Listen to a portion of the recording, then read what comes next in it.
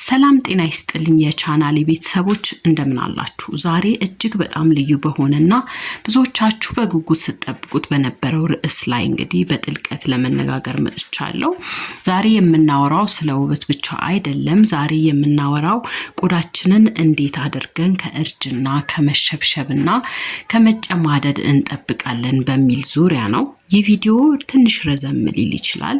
ነገር ግን እስከ መጨረሻው ለሚከታተል ሰው የቆዳውን ጤንነት የሚቀይር ትልቅ ዕውቀት እንደሚያገኝ እንግዲህ ቃል ገባላችኋለሁ።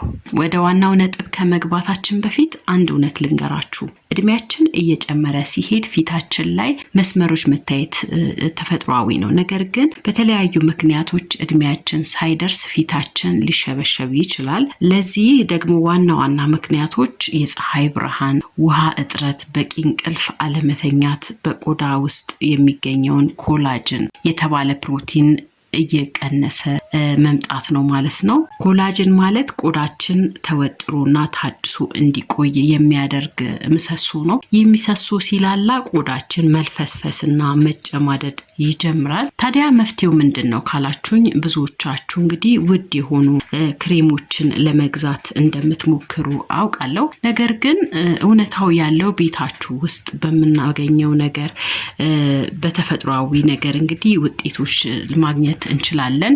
ዛሬ 5 የሆኑ ድንቅ የሆኑ ውህዶችን እንግዲህ እነግራችኋለሁ።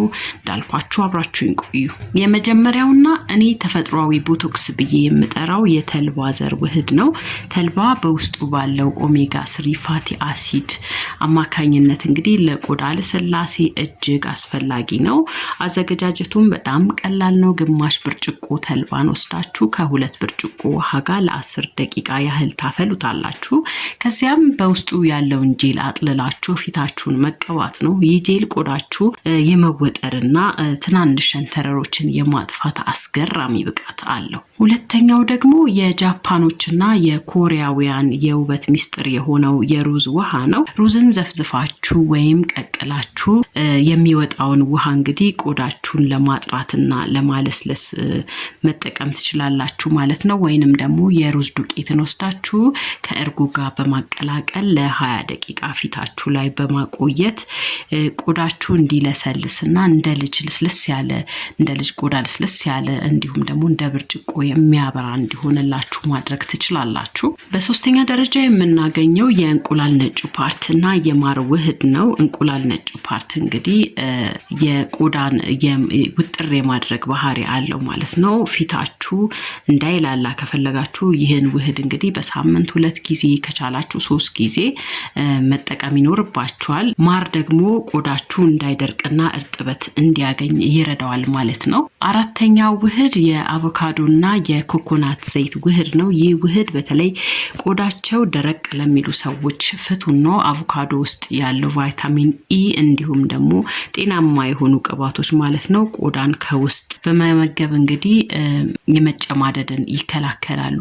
አምስተኛውና ለደም ዝውውር የሚረዳው ደግሞ የቡና ዱቄት ነው። ቡናን ከወይራ ዘይት ጋር አድርጋችሁ ቀላቅላችሁ ፊታችሁ ላይ ስክረብ ማድረግ ነው። ቢያንስ ለ2 ደቂቃ ያህል ቀስ ብላችሁ ስክረብ ማድረግ ይኖርባችኋል። ይህ የሞቱ የቆዳ ህዋሳትን በማንሳት አዲስ ብሩህ ቆዳ እንዲኖራችሁ ያደርጋል ማለት ነው። ነገር ግን እንግዲህ ቤተሰቦቼ ይህንን ውህዶች እንግዲህ ፊታችሁ ላይ ብቻ መጠቀም በቂ አይደለም። ውበት ከውስጥ ነው የሚጀምረው ማለት ነው። በቀን ቢያንስ 2 ሊትር ውሃ መጠጣት አትርሱ። ውሃ ያልጠጣ ቆዳ እንደ ደረቅ መሬት ነው፣ ይሰነጣጠቃል፣ ይሸበሸባል። እንዲሁም ደግሞ ምግባችሁ ላይ ትኩረት ማድረግ ይኖርባችኋል። ስኳር ቆዳችሁን እንግዲህ ይሸበሽባል፣ ይሰነጣጠቃል። እንደውም ስኳር እንግዲህ የቆዳ ጠላት ተብሎ ነው የሚታወቀው። ስኳር ባበዛችሁ ቁጥር እንግዲህ ቆዳችን ውስጥ ያለውን ኮላጅን ይሰነጣጥቀዋል፣ ይሰባብረዋል ማለት ነው። ይህም ለፊታችን እርጅናን ያፋጥናል። በምትኩ እንግዲህ እንደ ሎሚ፣ ብርቱካን፣ ቃሪያ ያሉ በቫይታሚን ሲ የበለጸጉ ምግቦች ላይ ትኩረት ማድረግ ይኖርባችኋል። ሌላው በጣም አስፈላጊ ነጥብ ደግሞ የፊት ስፖርት ወይም ፋሻል ዮጋ ነው ማለት ነው። ሰውነታችንን ለማጠንከር እንደምንሰራው ሁሉ ፊታችንን እንግዲህ ለማጠንከር እንዲሁም ደግሞ ውጥር እንዲል ለማድረግ እንግዲህ የፊት ስፖርት ያስፈልጋል። በመጨረሻም እንግዲህ እነዚህን ውህዶች ስትጠቀሙ ውጤቱን ለማየት ትዕግስት ሊኖራችሁ ያስፈልጋል።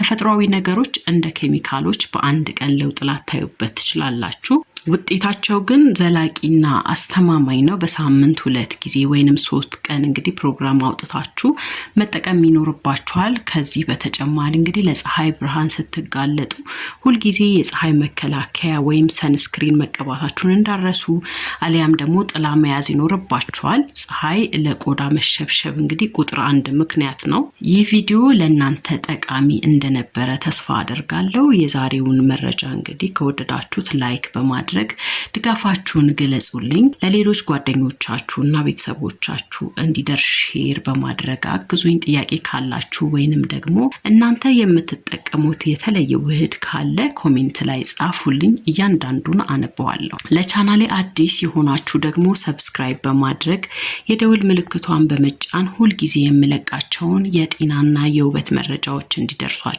አድርጉ። በሚቀጥለው ቪዲዮ በሌላ ጠቃሚ ርዕስ እስካገኛችሁ ድረስ እንግዲህ ራሳችሁን ጠብቁ፣ ውብ ሁኑ፣ ቸር ሰንብቱልኝ።